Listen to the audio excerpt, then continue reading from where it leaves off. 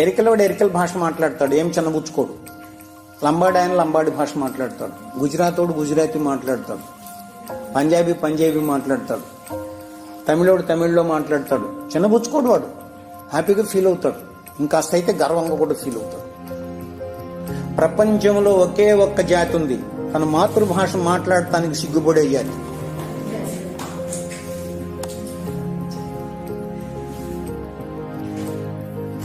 ఏం చేయలేం.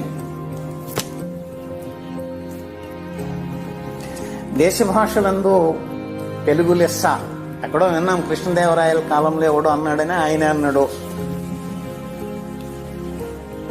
దేశ భాషలందు కాదప్ప, ప్రపంచ భాషలందు తెలుగు లెస్స. ఎందుకో తెలుసండి, అన్ని అక్షరాలు ఉన్నటువంటి భాష ప్రపంచంలో లేదు, అన్ని విడి శబ్దాలు ఉన్నటువంటి భాష ప్రపంచంలో లేదు, అంత సుందరమైన భాష కూడా ప్రపంచంలో లేదు. అది నీకు అప్పనంగా ఊరికే దొరికింది. పాపం మనోళ్ళు ఊరికినే దొరికినాయి తీసుకోమని చాలా ధీమా కలిగిన వాళ్ళు కదా, దాన్ని వదిలేశారు. ఇద్దరు తెలుగు పంతులు ఇంగ్లీష్లో మాట్లాడుకుంటారు, అది దయనీయమైన పరిస్థితి.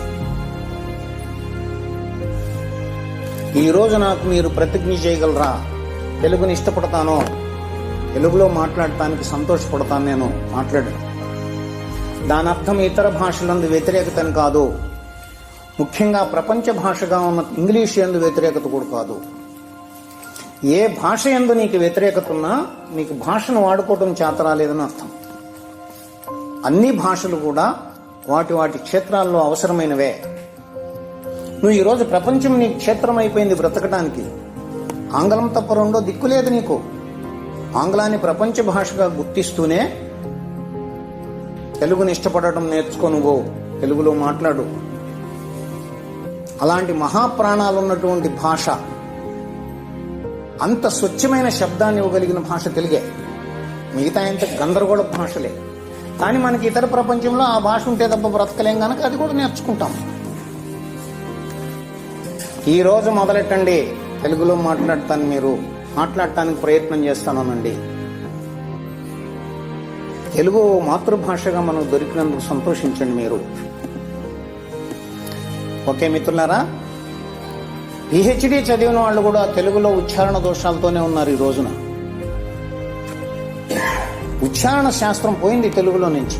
కనుక మనకి ఆ ఉచ్చారణ శబ్దాలు ఉచ్చరింపజేసేవాళ్ళు తల్లి దగ్గర నుంచి కూడా ముఖంలో ముఖం పెట్టి అట్టనాలి నేర్పేవాళ్ళం.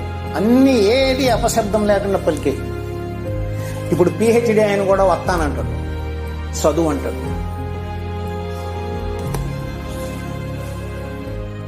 కనుక తెలుగుని ఇష్టపడదాం మిత్రులారా.